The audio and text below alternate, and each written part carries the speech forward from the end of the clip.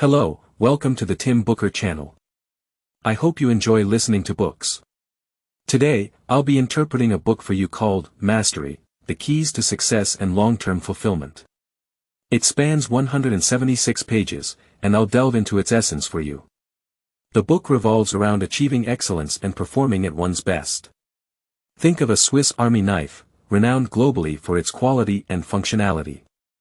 It's a pinnacle of precision and function, holding up to 22 tools within a 91mm 8-layered structure, from scissors and saws to screwdrivers and bottle openers, remarkably comprehensive. This knife comprises 64 components and undergoes about 450 production processes. If any component deviates or a step falters, it can't fit into the handle. Take the blade, for instance. If its thickness strays by just 0.2mm, it won't fit. It's truly remarkable how these 22 tools assemble precisely within such a compact handle, making it not only practical but also convenient for pockets. However, there's a stark contrast between genuine Swiss Army knives and the imitations flooding markets or street vendors. The imitations lack the functionality, often struggling to open or close smoothly, a far cry from the effortless maneuvering of the authentic knives. Why are Swiss Army knives superior despite not being technologically advanced? Well, it boils down to their outstanding production process and standards, open to public scrutiny. Their secret, if any, lies in their commitment to excellence, pushing boundaries to achieve perfection. Now, shifting gears to the book, Mastery: The Keys to Success and Long-Term Fulfillment, first published in 1992 and continuing to be a bestseller. It's revered as a life guide for 98 million people worldwide, a classic work in America, offering insights into learning in the path to success, consistently atop the bestseller lists. The book elaborates on methods for continuous learning and practice to achieve one's best and attain success. Let's take a glimpse at the author. George Leonard, an American writer, had an illustrious history. During World War II, he trained at the Turner Training Base in Georgia, excelling in flying and earning prestigious accolades as an Air Force second lieutenant. After graduation, owing to his exceptional performance, he was tasked with teaching new cadets to fly B-25 bombers. At 47, Leonard delved into Aikido, swiftly earning a black belt. With two fellow Aikido practitioners, he founded a dojo, nurturing numerous skilled students, 28 of whom achieved black belt proficiency. This teaching experience unveiled the secret to mastering excellence. Next, let's explore how one can excel and achieve the best possible outcomes. That covers the book's background and the author's profile. Moving forward, I'll detail the three key aspects discussed in the book: how to achieve excellence, the two primary factors for achieving excellence, and the efficient methods for doing so. Alright, let's start by delving into the first key point: how exactly can we excel in what we do? Let's begin with a simple action. Lift your right hand and gently touch your forehead. Easy, right? However, when we were infants, mastering this seemingly simple action was quite challenging. We had to learn to control our hands and develop an overall sense of our bodies to accurately find the position of our forehead. Gradually, imitating our parents' movements, we became adept at touching our nose, ears, and head. These seemingly simple actions take time and experience through several lengthy plateaus. So, what's a plateau? It's a period where progress stalls, there's a lack of advancement. Take weight loss, for example. The first month might yield significant results, but as our bodies adjust, progress slows. This plateau period exists in everything we pursue. With deeper learning and practice, we navigate these plateaus to excel effortlessly and without overthinking. Whether it's learning to drive, fly a plane, or play tennis, we all harbor the potential to become masters in our fields. The key is relentless persistence. George notes the contemporary impatience in society, the pursuit of shortcuts for short-term gains. Few embody the spirit of continuous improvement, delving deeply into a single domain. Everyone possesses immense potential, but without sustained effort, it fades swiftly over time. The path to success isn't a shortcut, it demands perseverance. George emphasizes the importance of embracing and adapting to plateaus to achieve excellence. Failure to do so results in frustration and impatience, often prolonging these plateaus. In his Aikido practice, George underestimated the significance of the first plateau, only to encounter a prolonged one later. Initially, he felt disheartened but persisted, eventually finding joy in practicing during the plateau. Plateaus serve as stages for self-reflection, breakthroughs, and continual improvement. Therefore, embracing plateaus is crucial. Rather than frustration, it's about enjoying and celebrating every bit of progress during these phases. When faced with plateaus, three types of individuals encounter obstacles on the road to breakthroughs. Each person might resonate with one or more of these types, recognizing them aids in overcoming plateaus smoothly. The first type are surface skimmers. They're curious about everything new. They might suddenly take up fitness, amassing gear and showing early progress. However, when progress halts, they lose interest, seeking the thrill of a new project. Then there are the forced breakthrough seekers. They're driven, seeking rapid mastery, but when progress stagnates, they refuse to accept it, often pushing too hard, risking injury and burnout.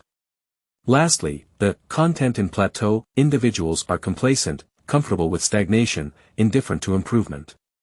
George often highlights these types in his talks, where audiences tend to identify with each category equally, indicating the struggle many face on the journey to excellence. So, that summarizes the first key point.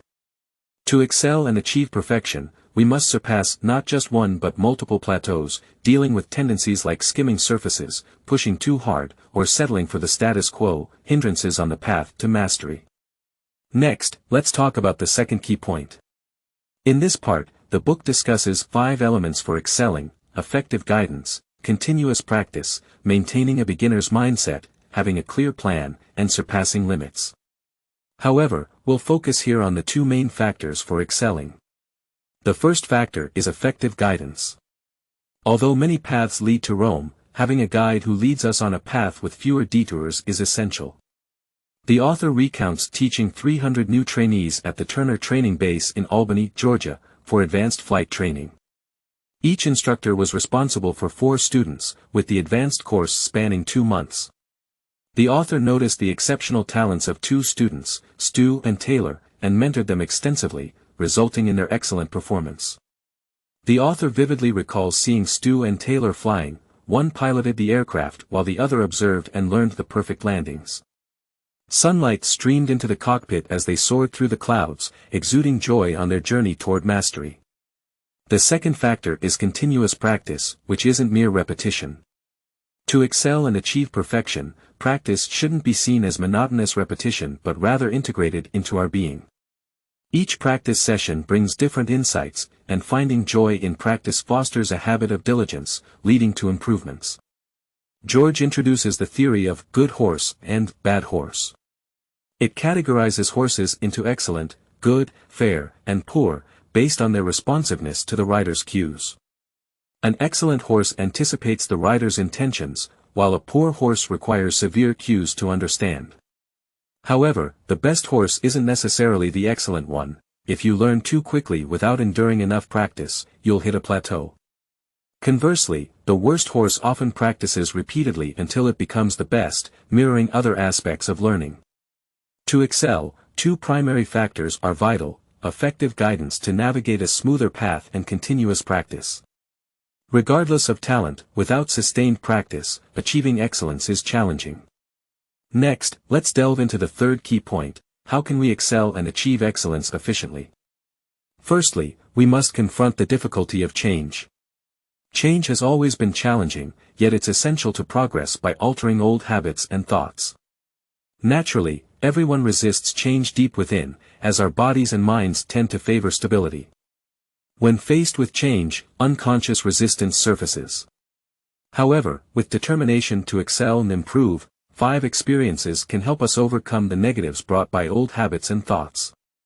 These experiences involve remaining vigilant of old habits, engaging in self-dialogue, seeking support from friends and family, cultivating the habit of regular practice, and engaging in lifelong learning. George emphasizes that vigilance over old habits is the most critical among these experiences. Being prepared and bravely confronting the negatives brought by change is crucial.